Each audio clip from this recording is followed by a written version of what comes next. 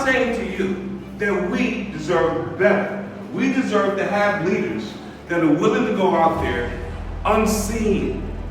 We deserve to have leaders that are compelled by what they believe is right and wrong. But what if we start a movement that talks the truth? Everyone in here who lives in this district should be telling somebody, we need to change what's happening in the District 35. Okay? It doesn't mean that you have to go out there with boots on the ground and do, but you have a friend that has a friend that has a friend, tell them. We have seniors in our district that need help. We have young people that may not be able to survive in District 35 because there's nowhere for them to live. We have businesses that are disappearing from our neighborhood. And what we get paid for is gentrification. That's our reward. And I don't think that's enough for us. Right now, in this campaign, there are people that will tell you just about anything they actually want to tell you. It's up to you to believe. And it's up to you to actually get the word out there to those who may not be here tonight, but you know that this is what needs to be done in Brooklyn in the 35th district. My name is Hector Robertson. This is my wife, Felice. She is an integral part of our campaign. She actually handles a lot of our financial aspects and some of the boots on the ground portions of the campaign. Tonight, we are thanking our supporters for being with us during the petition portion of the campaign. We wanted to give this moment to them so that they can feel appreciated and that they can spread the word throughout the community that there is a campaign in Brooklyn right now for the 35th district that is ready to make the move for a new day in Brooklyn. And so we all believe that Brooklyn deserves better and that all of the issues that we have in Brooklyn are all solvable if we have the right people in place. Housing is the biggest issue in our district. If you look around right here in Crown Heights, in central Crown Heights, there are tons of buildings, probably 6 to 7 buildings that have been built in Crown Heights that are absolutely out of the reach of the people that actually were born and raised in Crown Heights. And so that is unacceptable. And we have elected officials that one way or another are showing us that they don't really give a damn. Schools. We have schools that became vacant right here on Eastern Parkway and Bedford Avenue. The W. Du Bois School is a building that's up for sale right now. With the crisis that we have in our public schools, it's kind of difficult to actually fathom that there are buildings that are available for our public school system that are being put up for sale when we could be using those schools to actually really house our public school students, our children that actually need a place to actually be after school hours. So that building can be used for a lot of different things, except for more housing that no one can actually afford. Well, of course, most of the people that are living in this district are house deprived. Number one. Number two, the salary or the AMI that these families are actually living with is below the expectation of what they actually are expected to pay for these units. Most of these units are above a 60, maybe 65 and above % AMI. Most people in this district cannot afford that. 60 to 65 AMI, we're talking about at least $3,000 of their salary, if they can make it that much, leaving them little to nothing for living expenses and other expenses that they actually discretionary income, for example. They have none of that left. So we have to be able to think about what the actual AMI is for Crown Heights. This is Crown Heights. This is not Long Island. We're talking about a different set of population in this area. And so if we're looking at an AMI of 65 and above, we're looking at Long Island, we're looking at Connecticut, we're looking at other parts of the country that actually you can apply this type of AMI. Right now, people in Crown Heights are making less than $45,000 a year. How can they afford that? How can they afford a $3,000 rent for a one-bedroom? If you're making $50,000 a year, how can you even do that? Someone told me once that, okay, so if an apartment costs $3,000, what you can do is actually hook up with somebody that is probably making another $50,000, so that's $100,000 combined. But why should anybody think about hooking up with anybody just to make rent? That's totally insane. A lot of people talk about gentrification as a speculation. Gentrification is something that was done on purpose. in communities like ours, right? Because this is Central Brooklyn. And when you think about Central Brooklyn, you think about all of the amenities that are in Central Brooklyn that I think we're guilty of this, of not really appreciating what Central Brooklyn provides for us or offers us. And now when we see what's happening here, we realize how vital all these institutions are around us. And so now the race is to try to save those institutions, number one. And number two, save the people that are living in Central Brooklyn that want to stay in Brooklyn and be able to enjoy these institutions. So gentrification is not something that happened overnight. This has been in the planning for years. Look at downtown Brooklyn. Downtown Brooklyn did not happen overnight. This happened as a plan. And then they actually wanted to expand that idea into Central Brooklyn. And so now, when you come into Central Brooklyn and thinking that you can get a place to live for, okay, you live in Manhattan, you can afford $3,000. Guess what?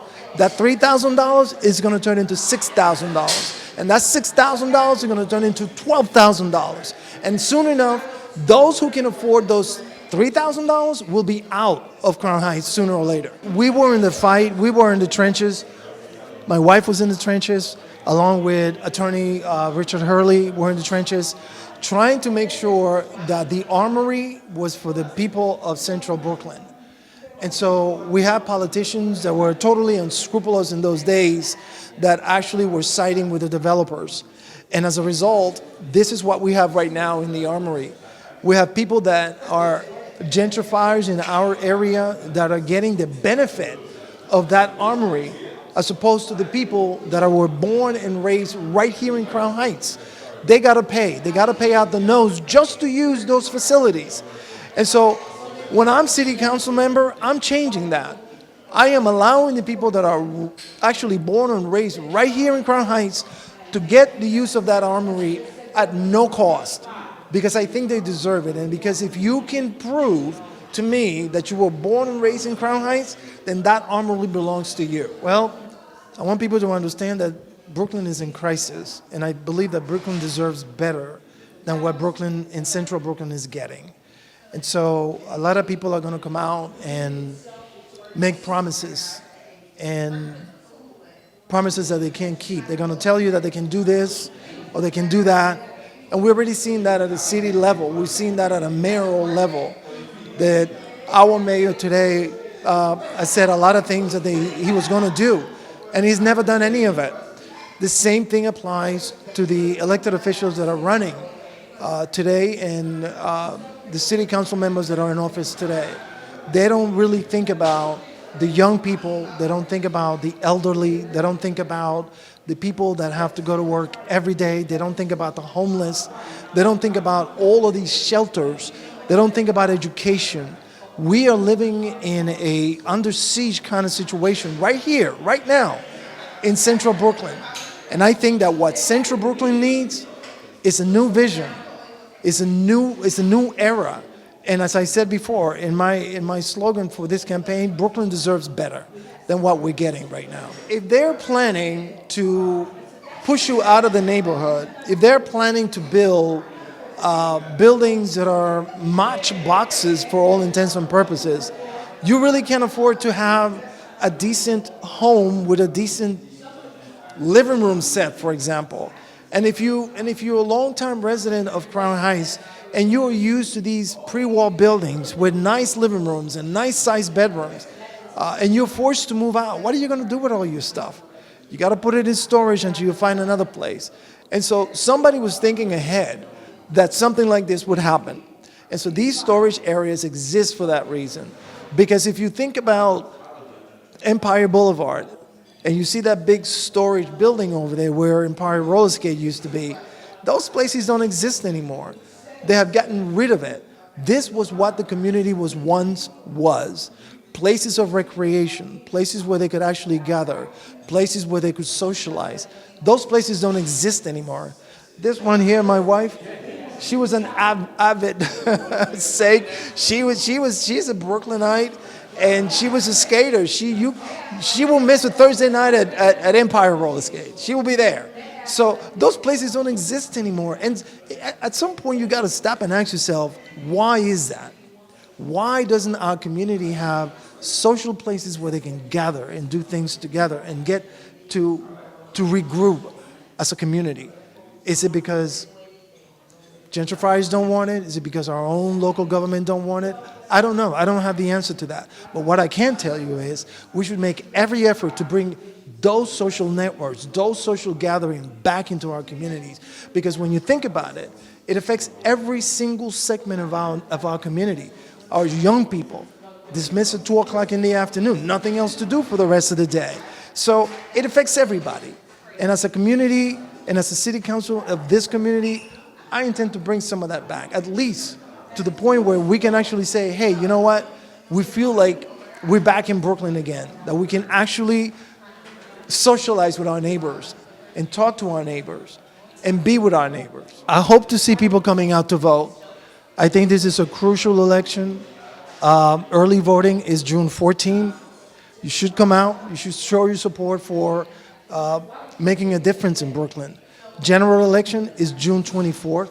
If you can't make it early voting, make sure that you make it for the general election on June 24th. Our community actually covers the areas of Prospect Heights, Crown Heights, Fort Greene, and Clinton Hill.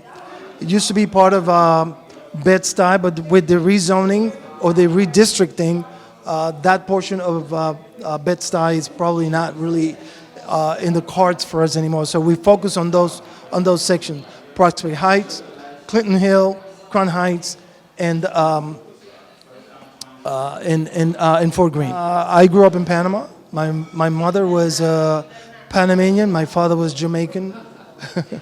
So I came to this country. I met my wife here. I have 2 wonderful children, and I found myself trying to do something for my own community. Been doing it for the last 25 years, and I think it's time to step it up to the next level, and that level is city council. And so I want to be able to be there to help the people that I've actually helped for the last 25 years and be able to do something for them. Small businesses in Crown Heights are dying, and they're dying because we have a whole lot of chain stores that are trying to move into our community. Trader Joe's, Target, those kind of businesses. And meanwhile, restaurants like this is actually losing footing in our community. I know the owner of this restaurant, and he's been here, he's a staple of our community for many years. But the question we have to ask ourselves, how long is he planning on being here? How long can he sustain his business here in Crown Heights? And so when we look around and we look about all of the businesses that are in Crown Heights right now, they're struggling. Every single mom and pop store in Brooklyn is struggling. And so we have to really consciously start thinking about, how do we help these people? How do we actually keep those big chains outside of communities like Crown Heights to allow our small businesses to thrive? Because otherwise, they'll go out of business. We'll have Trader Joe's right around the corner. Yeah, maybe they'll bring some employment into the community, but that's not the point. The point is that restaurants like this, small restaurant like this, neighborhood restaurant like this, family restaurant like this, should not suffer because we have big chains coming into our communities and pushing them out. So unfortunately, not many of our elected officials are stopping to think about that.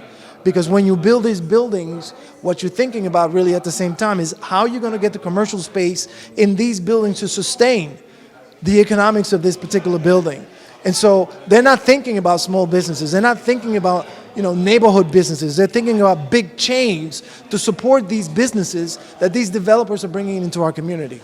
I want to say what's up to everybody who is fed up with what's happening in Brooklyn, in this district. If you actually are fed up with what's happening here, do yourself a favor.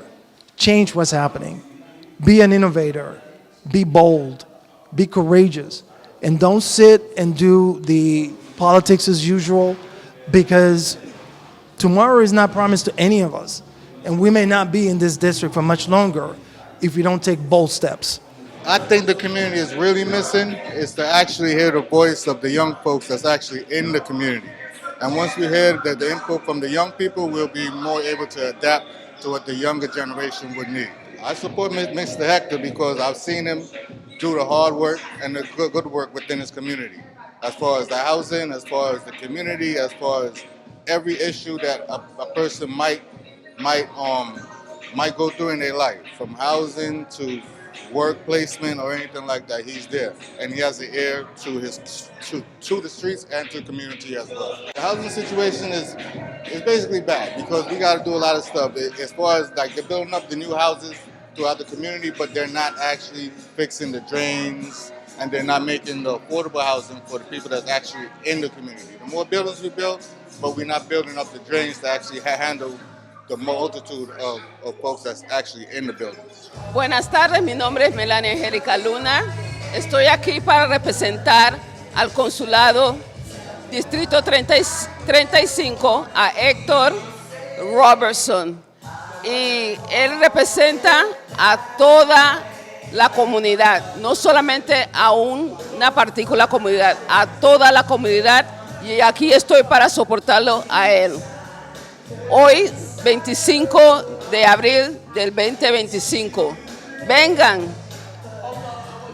y converse con Hector Robertson.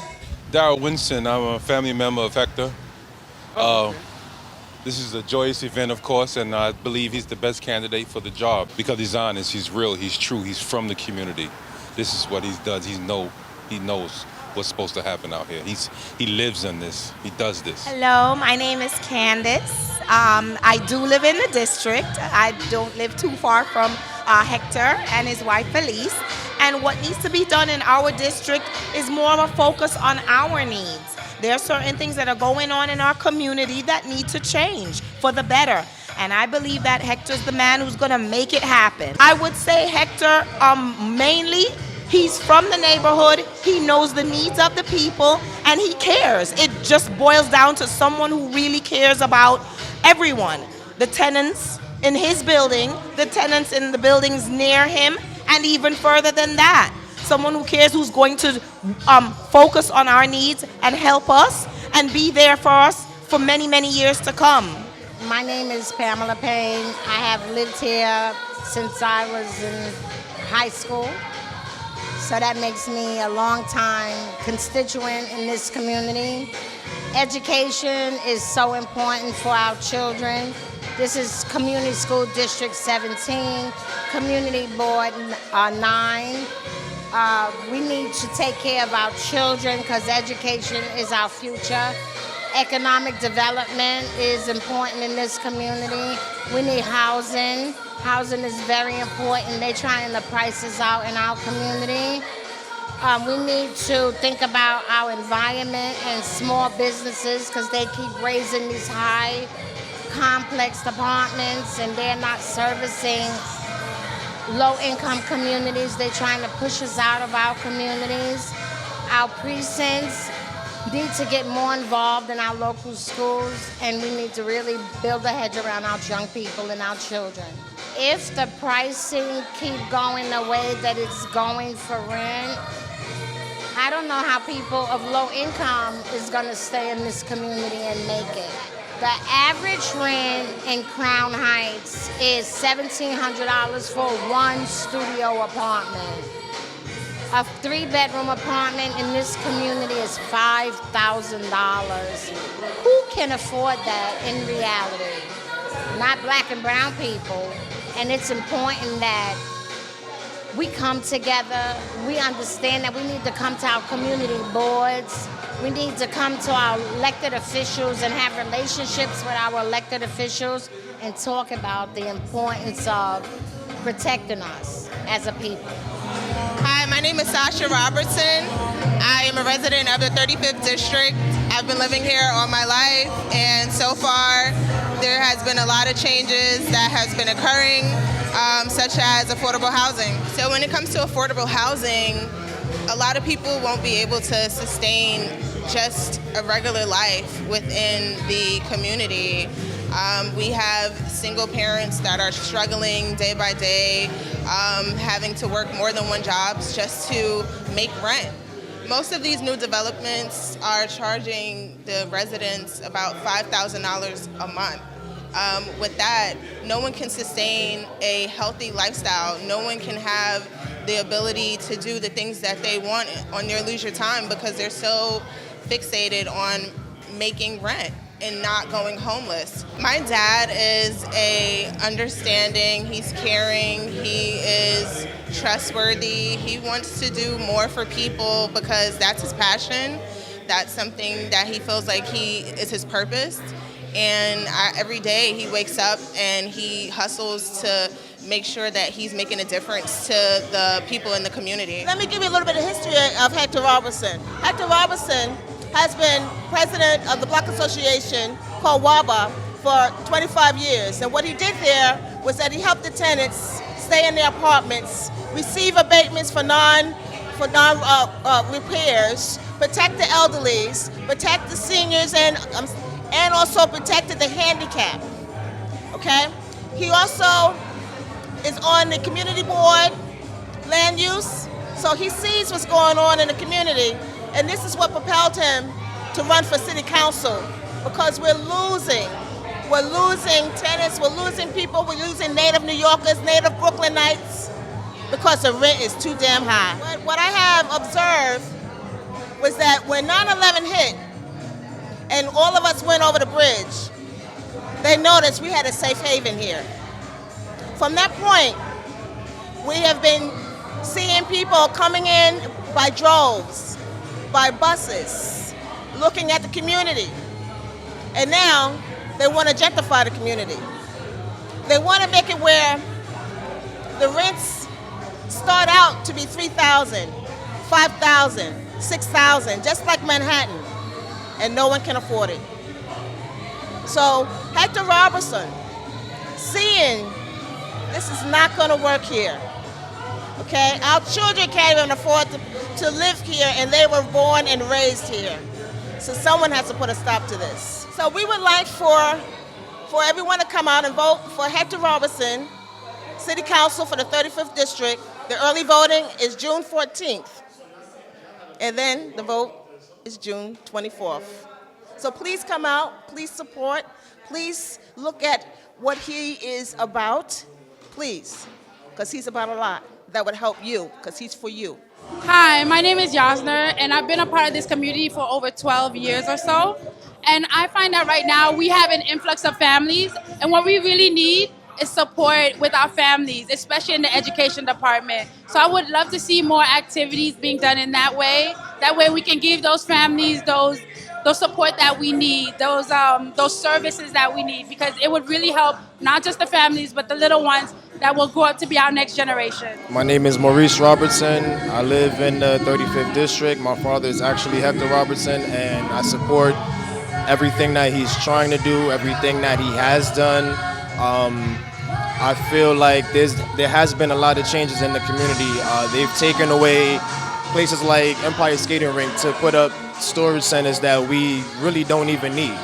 The park hasn't had any new construction done to it, but other parks and other neighborhoods are always getting, redone every year or so. It's just, I feel like they're neglecting this neighborhood, and they're trying to really push out everyone that has lived here, that's worked hard to maintain their residence for either them, their family, their children. It's generational wealth that's being pushed out to accommodate, people that are not from Brooklyn, and he's trying to make sure that he gets it to a point where they see the people that are originally from here and try to help them before they actually continue to put more buildings into the neighborhood and, have all these rental properties that people in the neighborhood can't even afford, So I support everything that he's trying to do. I myself do have to, look into getting other means of living because of how pricey it is in this neighborhood. So if he's able to assist us with those type of things for not only us, but our kids and our future kids, then that'll be a great help to the community.